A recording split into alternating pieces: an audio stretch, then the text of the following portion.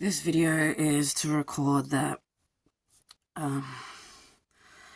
these somatic symptoms are getting harder to handle. So I went out at 9 a.m. I just got back at 6:15 p.m. I was only meant to be gone for a couple of hours, taking my dog to the park, going to one shop and coming back. I was driving along and I could feel like I got triggered really hard yesterday, and that trigger had a domino effect. And I had big plans today, so I should have rested after yesterday, but wasn't able to. So I got triggered on a phone call yesterday with someone just being dumb. But that trigger alone was enough for me to lose my brain while I was out yesterday. That led me to actually having a meltdown. And I slammed my door so hard yesterday afternoon that I didn't realize I broke it. And it was jammed shut. I had no idea. So I've gotten back to my base and I've gone to open the door and I wasn't able to. Because of my trauma and what being trapped does to me, within a split second, because I was trapped in the car and I couldn't get out and I didn't know what was going on, the panic kicked in, all the trauma kicked in. I lost my lobe and I was terrified. I was a child again. I was a child getting thrown off a bridge. I was a teenager getting raped. It was all coming back. I was sweating and I wasn't okay, which that led to a whole evening of anxiety.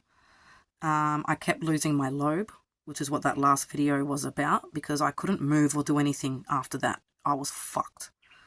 So I had a night of night sweats and restlessness and not able to sleep, tossing and turning. Like, I went through 4 sets of clothes that got drenched, just fucking drenched, and like goosebumps and freezing. And that is all the start of where you know you're going to get a flare up and you have to be warm, quiet, still, calm, safe. But I'm out in the bush with nothing and no money and no way to do anything. And I have to keep driving out to you motherfuckers. So I have to go to the shop. So I was like, okay, I'll take my dog to the park while I'm there, because when we get back, I can just rest.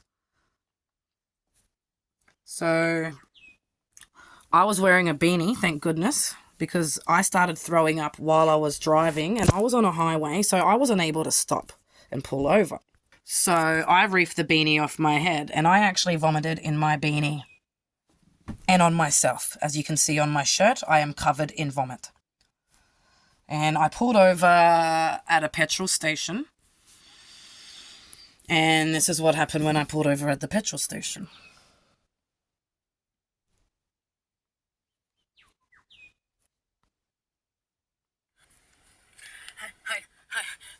I need to get a video of this flare up. I can't see. I've had to pull over. I can't see, and I can't. And my breathing, in my stomach. I can't. I'm in my stomach. I can't. I'm gonna have to stay here for hours now until I'm. I can't.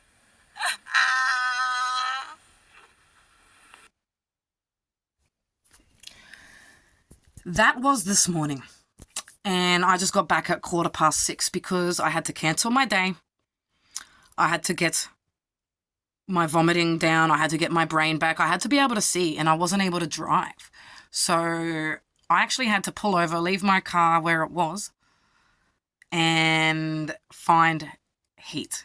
So I was lucky enough to go into that petrol station. There was a female working, thank goodness. Like, I'm going to side note that comment for a sec. Side note to point out I make a point on that comment. Sorry, I don't have a brain right now. My English is... You'll hear comments from me that sound sexist, like I'm a man hater, and you're like, oh, she got raped by a man. She's a lesbian. She hates all men. It's not like that. I actually feel that there is a big difference in how I am treated by men and women, and it's not because I was raped, and it's not because I'm a lesbian. It's because I can feel the difference in how I'm fucking treated. So, for example, all those 8 months or whatever it was being dragged through court, I only had one female judge. So in all those 6 or so times that I was dragged to court, that female judge, that one time, was the only time I was allowed to speak. It was the only time I was spoken to and treated like a human. It was the only time my pain, my suffering, my illness was acknowledged. And it was the only time I was allowed to stop the hearing and medicate. So women are nurturers, men aren't. It's a fact. 2 days before my IVO court hearing, you'll hear that in previous videos I've mentioned, stuff that was happening when I would go to accommodations and, they'd get weird phone calls. I was at Traralgon in Victoria 2 days before the court hearing. A mysterious phone call while we were all together and they were praising me, telling me how awesome I was. She got a mysterious phone call. She left, came back and told me I had to leave the next day. That triggered me so hard that I had my rabbits, my caravan. I was heightened to the nines.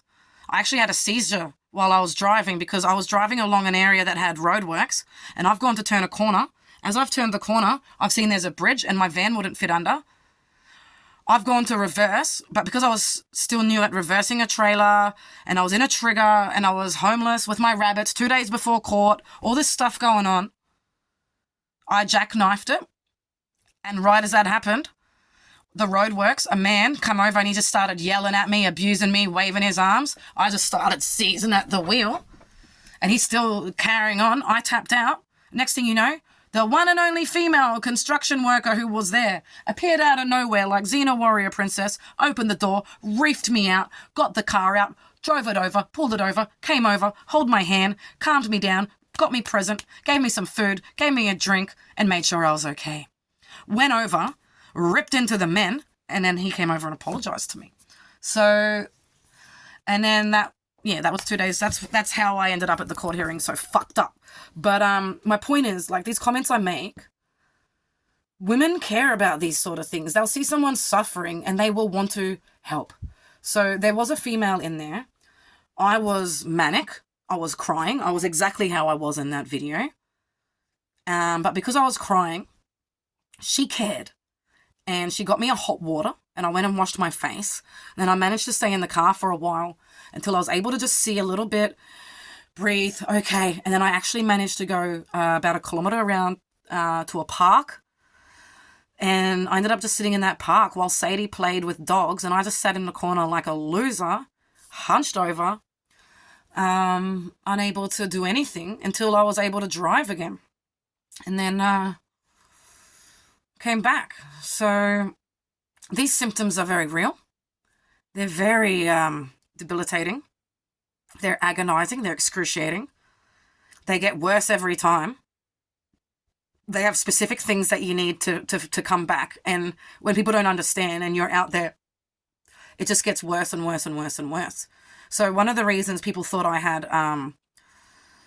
cannabinoid hyperemesis is because one of the things I need is a hot shower. And one of the symptoms of cannabinoid hyperemesis is you need hot showers. But what people aren't listening to when I go to hospitals or GPs is I don't just need them when I'm vomiting. I need them all the time, and it's not for my abdomen. It's actually for my nerves. Having a steaming hot shower stops my burning nerves, funnily enough, because I'm so clenched and I'm so tight and I'm seized and I'm locked that as soon as I have like a magnesium bath or hot water or heat or a sauna, it brings me down. It unlocks me. I start to thaw out, and that's when I'm not as tight and things calm down and they're not hurting as much. So it's full on. And it is something that happens when you are getting triggered, overstimulated, overwhelmed, and you're just not having any downtime, any self-love, any quiet, any still. And it's just boom, boom, boom, boom. Like you can't, your system just goes up, up, up, up. And it's just, everything's just scrunching, pulling, burning, ripping. You're just twisted around like a pretzel.